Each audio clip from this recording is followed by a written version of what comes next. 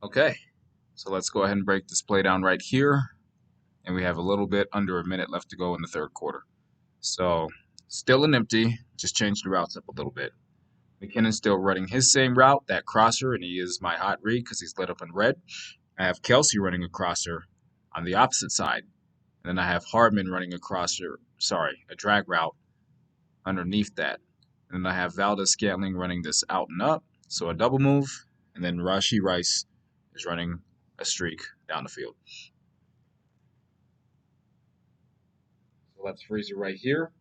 So I'm looking to see who's open. This looks like a zone drop coverage because I don't really see necessarily anybody manned up. You know what I'm saying? Maybe this guy's manned up, but it looks like he's just playing a deep zone. This guy looks like he's playing a deep zone, and this guy looks like he's playing some sort of center field or the flat. This guy is his user. I don't know if he's going to take away this, the crosser, or Kelsey coming across the middle of the field on the crosser. And so I'm not sure who's open at first. So this is where I have to buy time. Now, I did not have to run out of the pocket right away because I did have this drag open, but I was looking to throw the crosser. And I started to see pressure get off the edge because you see he beats his man right there. And so I'm like, okay, now I got to scramble out of the pocket and make a play.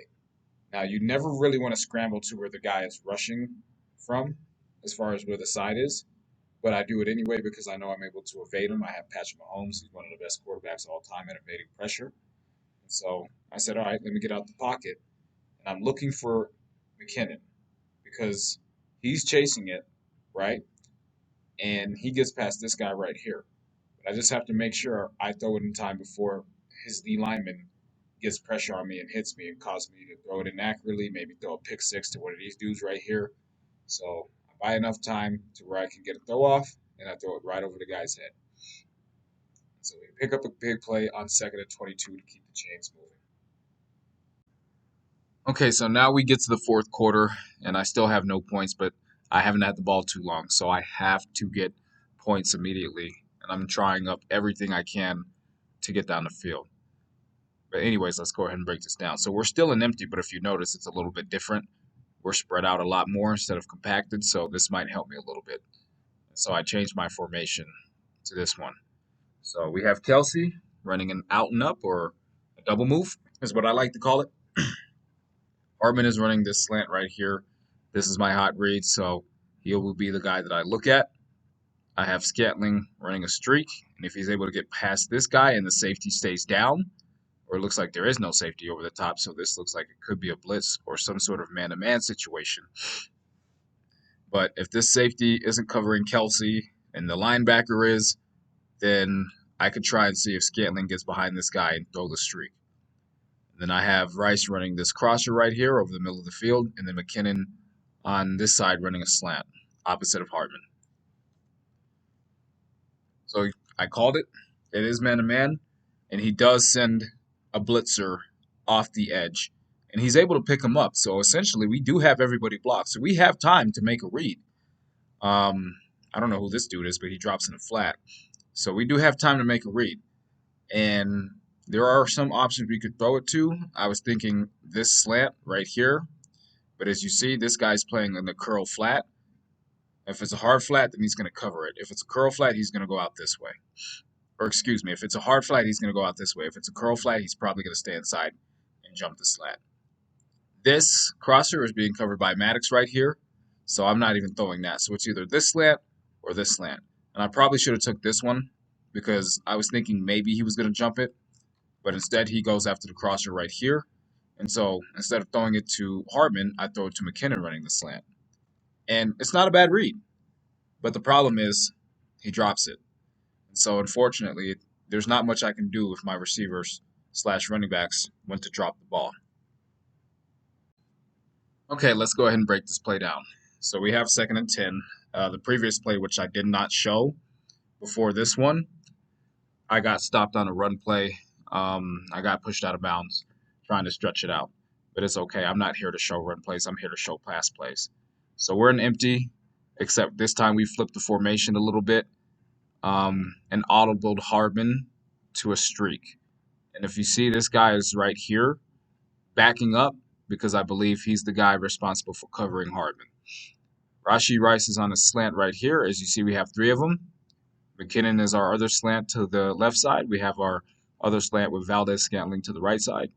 And then we have Kelsey running this corner route, or as I like to call it, an outside post, because it's literally the opposite of a post ran inside. But let's go ahead and run this. Okay, so it is man-to-man, and we have a three-man rush, so we do have time to make a read. But as you see, this lineman is getting ready to beat this tackle off the edge. So I got to make sure I go through my reads properly. I'm looking for this corner route, but the safety's over here watching it.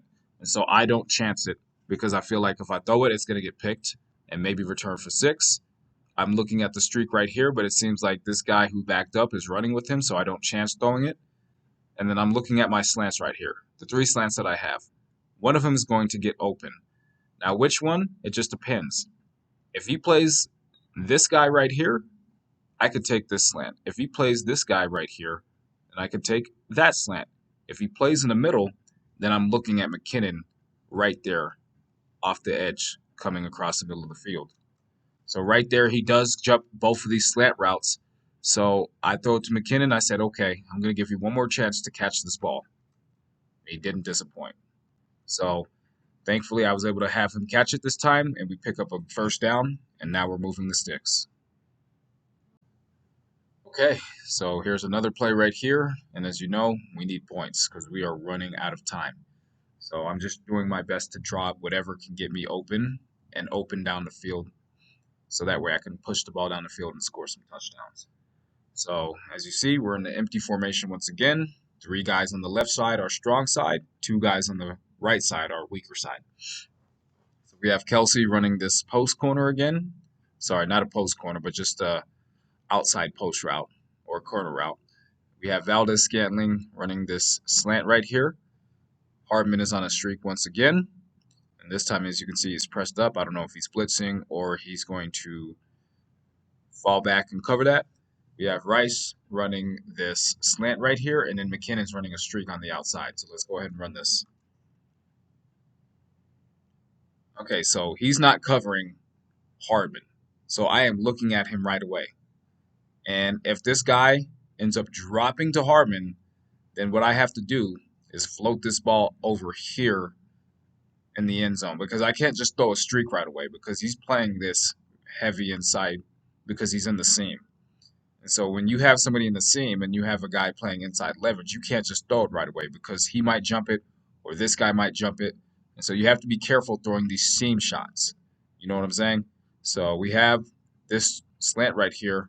Looks like it may get open, but as you see, his user's right there. And I already know not to throw this because it's covered. I'd never throw it to a running back on a streak unless he's wide open. But Ringo, who this guy is using, is going to either jump this slant or this slant. And then I was looking for the corner route or the outside post, but he's double teamed, so I don't have an option to throw it there. And as you see, it is a 3-man rush, so I do have time to throw it in the pocket. So as you see, the safety is a little bit behind Hardman, and Hardman is one of the fastest receivers in the league. So I was looking for the slant, but you see him sitting right there. I said, no, I can't take it because if I throw it, he's going to jump it. And if I throw the slant right over here, I don't know if he's jumping that either, but it looks like he's in between both slants. So I don't even throw it. I'm looking at Hardman. This guy's a step behind. And remember what I said, I got to throw it over here? That's exactly what I did. And we finally get on the board after being donutted for almost 3.5 quarters.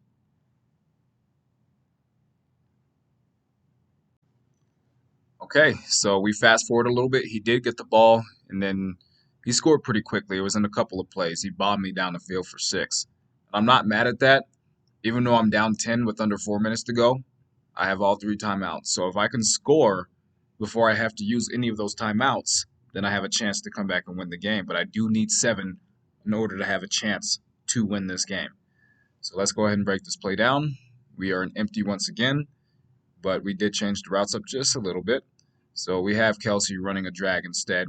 I haven't put him on one all game. Valdez Scantling is actually inside where the slot area is, or in the slot, I should say, running a crosser across the middle of the field all the way over here. And then I have Rashi Rice running a slant on the outside from the left side. And then I have McKinnon running a streak up here. And then, of course, Harmon is also on a streak. So, and he is our hot read, just so you know. He is red lit up, so he is our hot read. But let's go ahead and run this real quick. All right, so it's man to man, right? And as I said, I was looking at Hartman, but the safety's playing over top, so essentially he's not going to be open.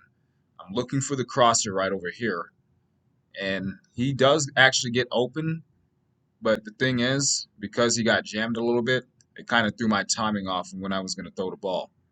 And so this guy's obviously covered, and I'm looking at the slant right here that does get open. But he's not the only one that's open. Kelsey, who's actually being chased down by this guy and this guy, does get open. You see that right there? This area is voided. So if I want it, I can take it. But I don't know how many yards that's going to get me because I'm thinking, okay, I need to get down the field fast. I need to push the ball down the field. I can't just keep taking checkdowns because when you're down 10 late in the game, teams are going to force you to throw it short, but you have to find a way to scheme your way down the field. If they're going to drop back and play zone or if they're going to play man, you got to find a way to beat a guy down the field. And so instead of throwing it to this drag right here, I'm thinking, okay, can I hit this crosser? I'm not sure because if I do, I mean, will he catch it? I'm not sure. I could have hit the crosser, but instead I'm looking at Rashi Rice, who has all this space. And so I end up taking that, and he does catch it, and we get a big play right there for a first down.